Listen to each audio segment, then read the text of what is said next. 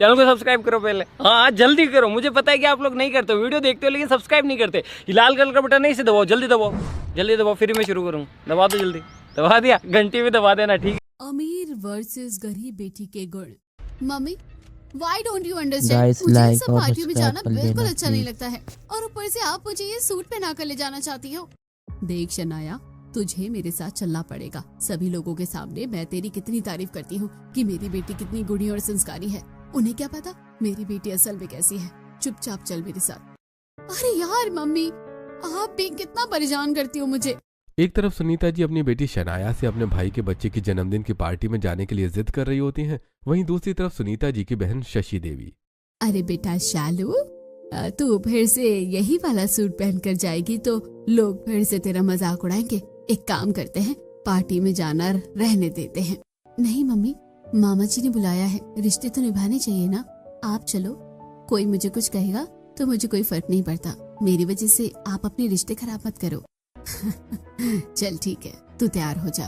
दोनों माँ अपनी अपनी बेटियों और परिवार के साथ अपने भाई की जन्मदिन की पार्टी में पहुंचती हैं। पार्टी में पहुंचने के बाद आओ आओ सुनीता दीदी, अरे वाह, ये शनाया तो कितनी सुंदर लग रही है, कितना प्यारा लहंगा पहना हुआ है।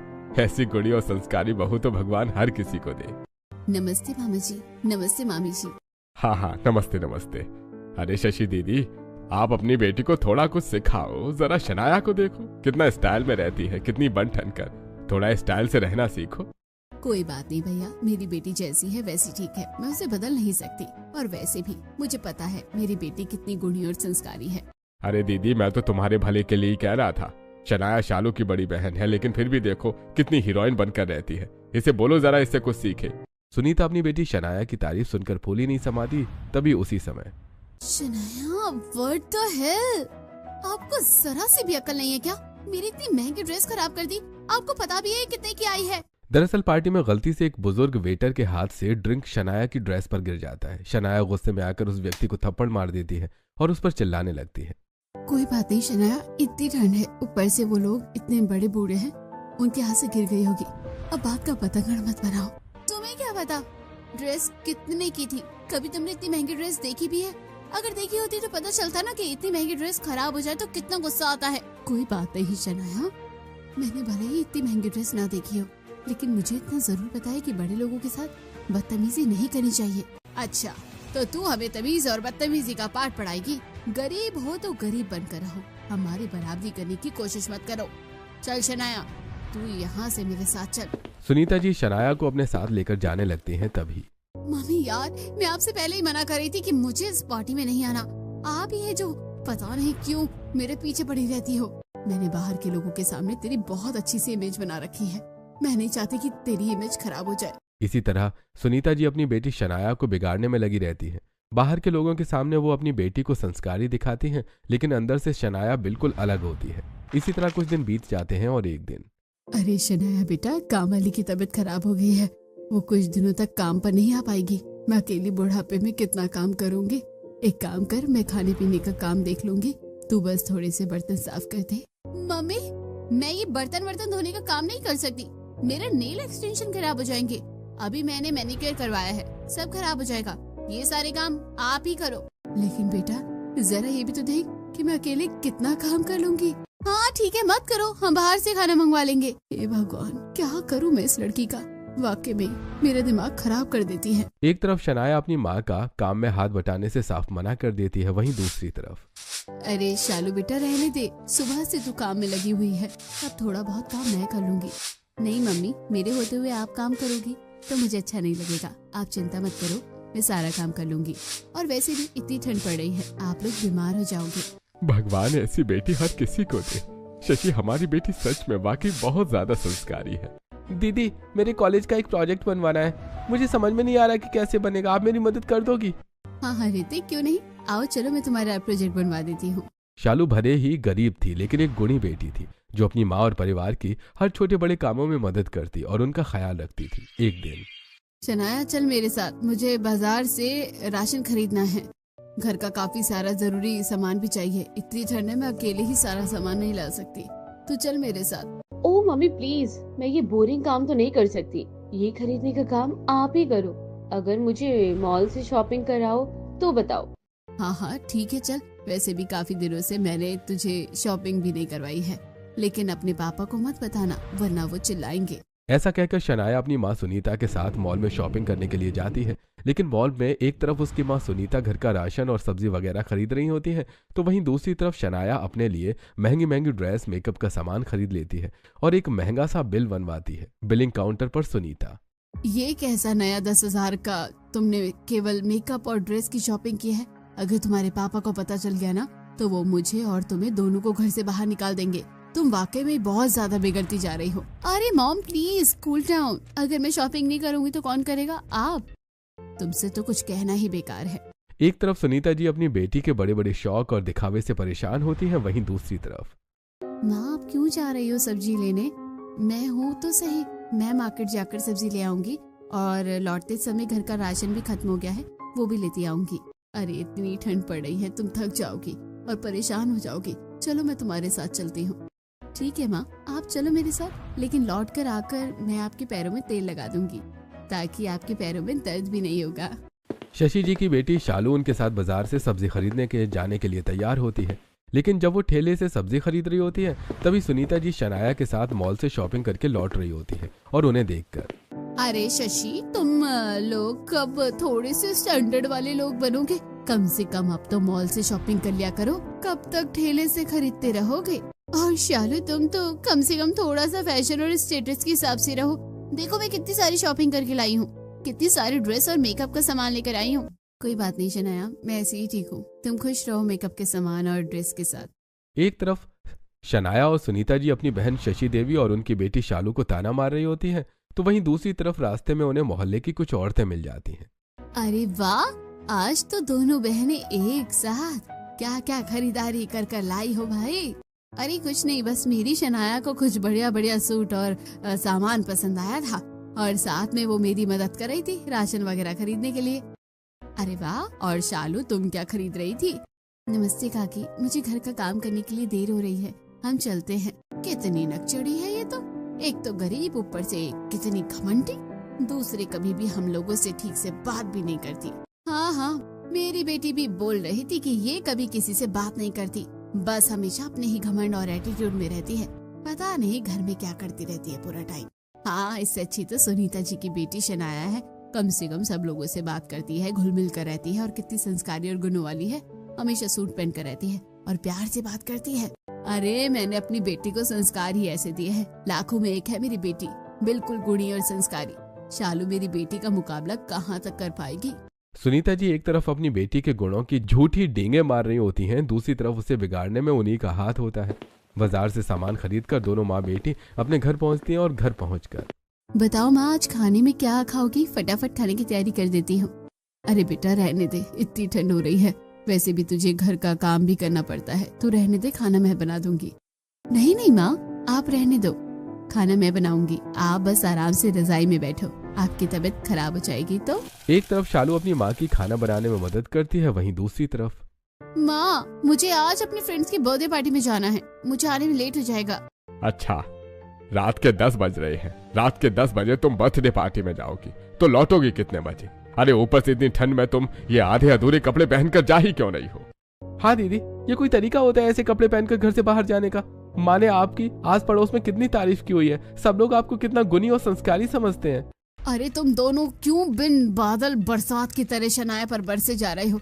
इस उम्र में अगर वो दोस्तों के साथ घूमेगी फिरेगी नहीं, पार्टी नहीं करेगी, तो क्या तुम्हारी उम्र में करेगी? जा बेटा और जल्दी आ जाना। ओके मॉम, मेरा वेट मत करना और मैं खाना खाकर आऊंगी। एक तरफ शनाया अपने पड़ोसियों की नजर में बहुत ही संस्कारी थी और हमेशा सूट पहनकर रहती थी, लेकिन रात के समय जब पड़ोसी सो जाते थे तो हर रोज वो अपने दोस्तों के साथ छोटे छोटे कपड़े पहनकर पार्टी करने के लिए जाती थी और देर रात तक घर लौटती थी। और उस दिन भी शनाया, ये क्या तरीका है? रात के 2:30 बज रहे हैं और तुम इस समय घर आ रही हो, ये भी ऐसी हालत में? तुमने तो शराब भी पी रखी है। दीदी अगर किसी ने देख लिया तो कोई आपके बारे में क्या सोचेगा? अरे कोई देखेगा तब ना तो सोचेगा। इस समय सारे पड़ोसी सो रहे हैं और ये उसकी मस्ती मजाक करने की उम्र है। जाओ जाकर तुम लोग सो जाओ बेटा, तू भी आराम से जाकर सो जा, कल सुबह बात करेंगे। सुनीता, मैं कह रहा हूँ तुमने अपनी लड़की को पूरे तरीके से बिगाड़ कर रखा हुआ है, एक दिन ये हमारा नाम जरूर कलंकित करेगी। क्या आप भी बेकार में बात का पतंगड़ बनाते रहते हैं? बच्ची है, सीख जाएगी, समझ जाएगी, जाइए सो जाइए। इस तरह सुनीता जी शनाया को दिन पर दिन शह देती रहती हैं और उसे बिगड़ने के लिए बढ़ावा देती हैं। वहीं दूसरी तरफ हर रोज सुबह जल्दी उठकर मंदिर जाती है, अपने कॉलेज जाती है और घर के सारे काम में अपनी माँ की मदद करती है, लेकिन वो आस पड़ोस के लोगों से ज्यादा मतलब नहीं रखती। इसी तरह और दिन बीतते हैं और फिर एक दिन, शनाया चल आज मेरे साथ तू मंदिर चल, आज मंदिर में कीर्तन है, आज पड़ोस के सभी लोग आएंगे और मैंने सभी लोगों के सामने तेरी बहुत तारीफ की हुई है, और अगर तू मेरे साथ चलेगी तो लोगों को मेरी बात पर और भी विश्वास हो जाएगा। यार मम्मी मैं परेशान हो गई हूँ आपके इस दिखावे से, पता नहीं आप लोगों के सामने क्यों ऐसा दिखाना चाहती हो। तू चल चुपचाप मेरे साथ। एक तरफ सुनीता जी शनाया को अपने साथ जबरदस्ती दिखावे के लिए मंदिर लेकर जाती हैं और मंदिर में कीर्तन के समय, अरे सुनीता तेरी बेटी तो शनाया बहुत ही ज्यादा संस्कारी है, आजकल के बच्चे मंदिर तो बिल्कुल भी नहीं जाना चाहते हैं। तेरी बेटी तो हर बार कीर्तन में आती है। हाँ, जब भी भजन कीर्तन होते हैं हमेशा शनाया अपनी माँ के साथ जरूर आती है, वो भी बिल्कुल सूट पहनकर, एकदम संस्कारी लड़की की तरह।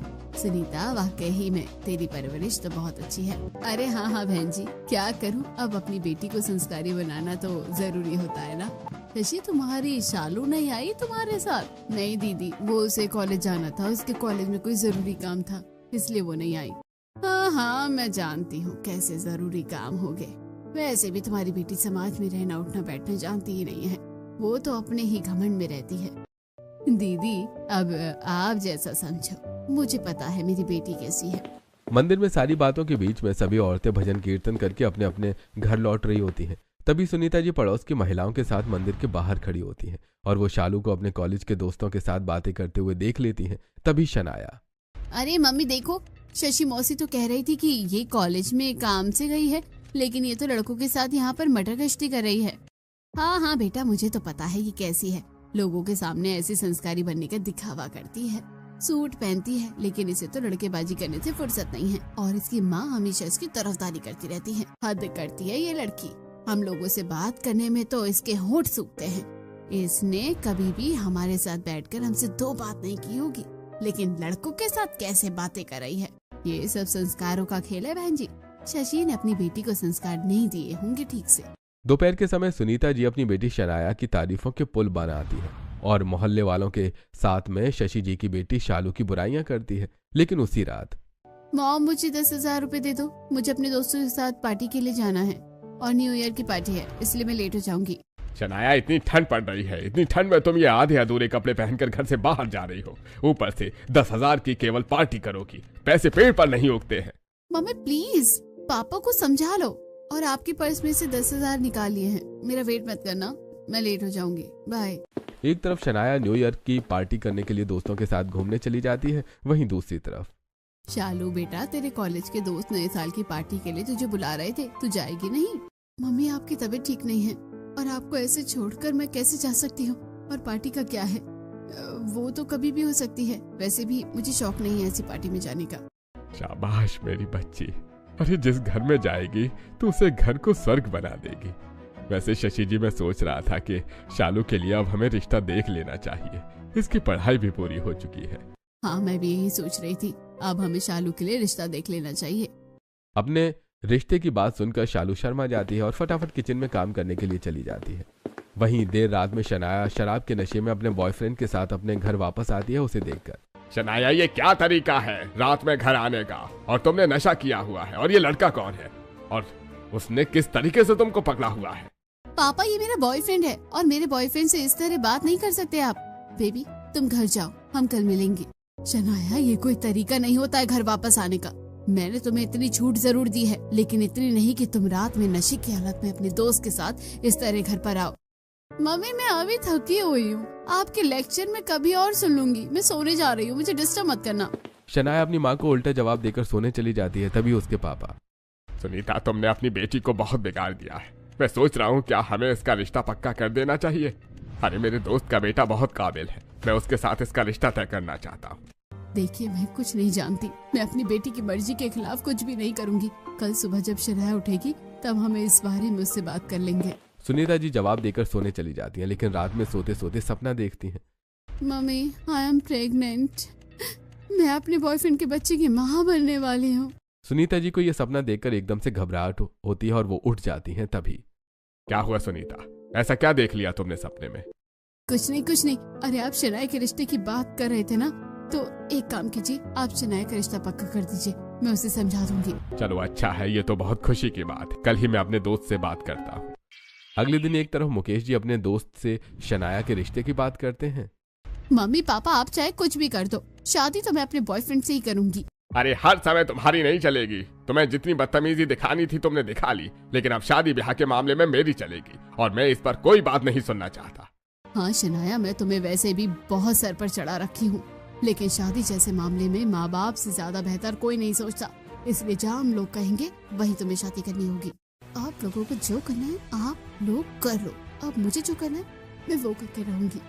ठीक है, जैसे आप लोगों की मर्जी। शनाया जवाब देकर वहां से चली जाती है। वहीं दूसरी तरफ, चालू बेटा, मैंने एक बहुत अच्छे घर में तुम्हारा रिश्ता पक्का किया है। उन्हें तुम बहुत पसंद हो और एक हफ्ते बाद मैंने उनके साथ तुम्हारी सगाई पक्की की है। शालू बेटा, तुम शादी करने के लिए तैयार हो ना, क्योंकि तुम्हारी मंजूरी हमारे लिए मायने रखती है। हाँ मम्मी, आप लोग मेरे मम्मी पापा हो, आप मेरा कभी भी बुरा नहीं सोच सकते। जहाँ आप कहेंगे मैं शादी करने के लिए तैयार हूँ। एक तरफ शालू अपने माँ बाप की मर्जी से सगाई करने के लिए तैयार हो जाती है और शालू और शनाया की सगाई एक ही दिन तय होती है। और सगाई वाले दिन, सुनीता जाओ शनाया को लेकर आओ, सगाई का मुहूर्त निकला जा रहा है। सुनीता जी शनाया के कमरे में शनाया को देखने के लिए जाती है, लेकिन शनाया तब तक घर से भाग चुकी होती है। अरे सुनते हो, शनाया अपने कमरे में नहीं है, पता नहीं ये लड़की कहाँ चली गई। मैं तो पहले कहता था तुमने लड़की को इतनी छूट दे रखी है, ये लड़की हाथ से निकल गई है। अब बताओ, सारे समाज में हमें कलंकित कर ही दिया। शनाया के भागने की खबर आस पड़ोस में फैल जाती है।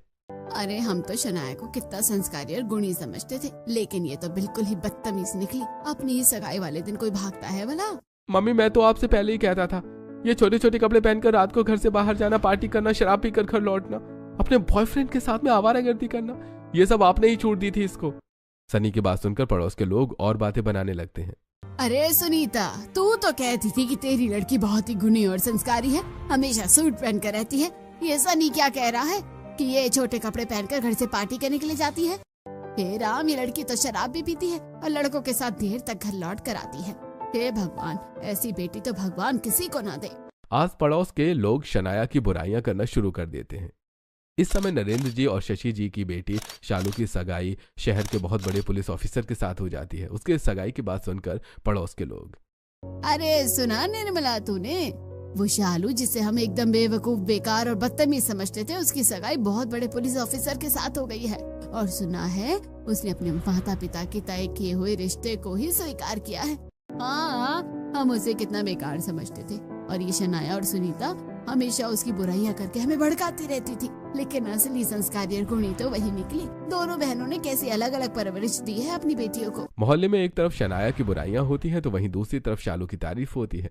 और सगाई वाली रात को जब सभी लोग शनाया की चिंता करके परेशान हो रहे होते हैं, तभी देर रात में शनाया अपने बॉयफ्रेंड के साथ शादी करके घर लौटती है। उसे देखकर मुकेश जी, ये क्या है शनाया, और ये लड़का कौन है, और तुम दोनों गले में माला डालकर क्यों आए हुए हो? हाँ शनाया, ये क्या तरीका है घर आने का, और तुम अपनी सगाई से क्यों भाग गई थी? मम्मी, मैंने तो आपसे पहले ही कहा था कि मैं शादी करूंगी तो केवल अपने बॉयफ्रेंड से, और मैं आज अपनी बॉयफ्रेंड रोहन से शादी कर चुकी हूँ और आज से ये मेरा पति है। अच्छा, तूने माँ बाप के आशीर्वाद के बिना ही शादी कर ली। कौन है ये लड़का, क्या करता है, कमाता भी है नहीं, और रहता कहाँ है? पापा, पुराने जमाने के सवाल तो पूछो मत। अभी रोहन कुछ नहीं करता, लेकिन वो जल्दी ही अपना स्टार्टअप शुरू करने वाला है, और अभी तो वो रेंट के घर में रहता है। हम वहाँ पर रह लेंगे, आप टेंशन मत लो हमारी, और आपके आशीर्वाद की जरूरत नहीं है हमें। तूने मेरी नाक कटवा दी समाज में। मैंने तुझे कितना गुणी और संस्कारी दिखाया था, लेकिन तूने तो हमारे नाम पर काला टीका लगा दिया। भगवान ऐसी बेटी कभी किसी को ना दे। हाँ दीदी, मुझे आपको अपनी बहन कहने में शर्म आ रही है, और आप कितनी बेशर्म हो। निकल जाओ मेरे घर से, आज के बाद मेरा और तुम्हारा कोई रिश्ता नहीं है। एक तरफ शनाया और रोहन को मुकेश जी अपने घर से धक्का मारकर बाहर निकाल देते हैं, वहीं दूसरी तरफ शालू और कपिल के शादी की तैयारी शुरू हो जाती है। और कुछ दिन बाद शादी करके शालू अपने घर से विदा हो जाती है। शालू की शादी वाले दिन, मुझे माफ कर दो शशि, मेरे संस्कारों में खोट था। मैंने तुम्हें हमेशा और तुम्हारी बेटी को नीचा दिखाया और गरीब होने का मजाक उड़ाया, लेकिन मेरी बेटी शनाया ने पूरे समाज में मेरी नाक कटवा दी। हाँ, हमें माफ कर दीजिए। हम समझ गए हैं कि अमीर गरीब से कुछ नहीं होता। हमारी अमीर बेटी के गुण हमारे चेहरे पर कालिख लगा गए, और आपकी गरीब बेटी के गुण आपको इज्जत दिला गए। कोई बात नहीं दीदी, शालू आपकी भी बेटी जैसी है, आप उसे ही आशीर्वाद दे दीजिए। सभी के आशीर्वाद से शालू अपने मायके से विदा हो जाती है और अच्छी जिंदगी जीने लगती है। इसी तरह कुछ दिन बीत जाते हैं और शनाया का पति रोहन अपने असली रंग दिखाने लगता है। ये क्या, आज फिर तुमने खाने में वही रोटियां बना दी? तुम्हें क्या लगता है मैं रोटियां खाऊंगा? रोहन, तुम कमाते तो कुछ नहीं हो। एक तो मम्मी पापा ने हमसे रिश्ते तोड़ दिए हैं, हमारे पास बिल्कुल पैसे नहीं है। बताओ मैं क्या करूं? वो तो मैं ही ट्यूशन पढ़ाकर जैसे तैसे घर चला रही हूँ। तो मैंने कहा था क्या तुम्हें घर से भागने के लिए? सब कुछ अच्छा खासा चल रहा था, हम रात को मिलते थे, मौज मस्ती करते थे, तुम्हें ही शादी करनी थी। गुस्से में रोहन शनाया पर हाथ उठा देता है और उसे बुरी तरीके से मारता है। शनाया के साथ यह हर रोज का था। रोहन शराब पीकर रोजाना हाथ उठाता था। वहीं शालू अपने ससुराल में बिल्कुल मौज में अमीरों वाली जिंदगी जी रही थी। एक दिन शनाया ठेले से सब्जी खरीद रही होती है, तभी शालू अपनी कार से बाजार आती है और उसे देखकर, अरे शनाया, तुम यहाँ? कैसी चली है तुम्हारी शादीशुदा जिंदगी? और खुश तो हो ना तुम? हाँ, मैं खुश हूँ। तुम बताओ, तुम्हारी जिंदगी अच्छी खासी चल रही है ना? हाँ, लेकिन तुम्हारे शरीर पर ये मारपीट के निशान कैसे? सच बताओ, तुम अपनी जिंदगी में खुश हो ना, या फिर ये लफंगा रोहन तुम्हें परेशान करता है? अपनी बहन की बात सुनकर शनाया एकदम से रोने लग जाती है और उससे सारी बातें बता देती है।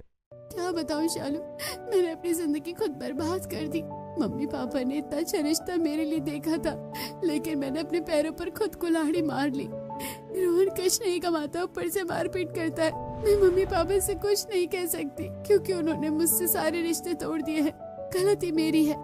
तुम चिंता मत करो, मेरे पति बहुत बड़े पुलिस ऑफिसर हैं। हम तुम्हारे पति को रंगे हाथों पकड़ने और फिर मौसी से बात करके सब कुछ ठीक कर देंगे। शालू की बात सुनकर शनाया शालू के गले मिलती है और उसका धन्यवाद देती है और दोनों बहनें मिलकर एक प्लान बनाती हैं।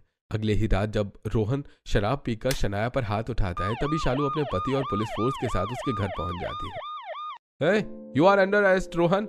डोमेस्टिक वायलेंस करना एक बहुत बड़ा अपराध है और तुमने शराब पीकर अपनी पत्नी पर हाथ उठाया है। अब तुम्हें जेल जाने से कोई नहीं बचा सकता।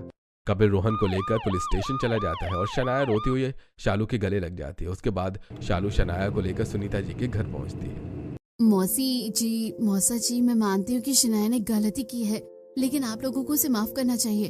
आखिरकार वो आपकी बेटी है, और अगर बच्चे गलत फैसला ले लेते हैं तो माँ बाप को उन्हें छोड़ना नहीं चाहिए। उन्हें सही रास्ते पर लाकर उनका साथ देना चाहिए। मुझे माफ कर दो मम्मी पापा, मुझसे बहुत बड़ी गलती हो गई है। मैंने आपकी बात नहीं मानी, लेकिन अब मैं आप लोगों की सारी बातें मानूंगी और आप जो कहोगे वही करूंगी।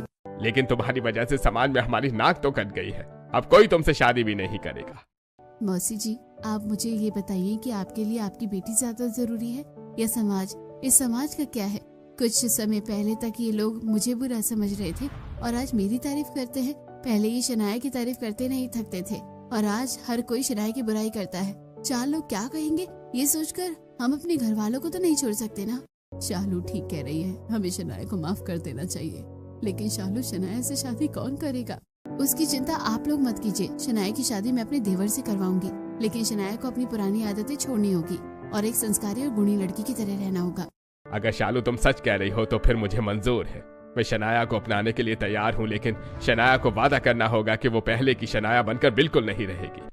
सभी लोगों की बात सुनकर शनाया शर्मिंदा होती है और शालू के सामने हाथ जोड़कर कहती है, मुझे माफ कर दो शालू, और आज के बाद मैं एक गुणी बेटी की तरह रहूंगी। अमीर बेटी होकर भी मेरे गुण हमेशा सभी को कलंकित करते रहे, लेकिन गरीब बेटी होकर भी तुमने अपने संस्कारों से सभी का दिल जीत लिया। मैं भी तुम्हारी तरह बनूंगी। इसके बाद सब लोग शनाया को माफ कर देते हैं और शनाया की शादी शालू के देवर के साथ हो जाती है और सभी लोग खुशी खुशी रहने लग जाते हैं।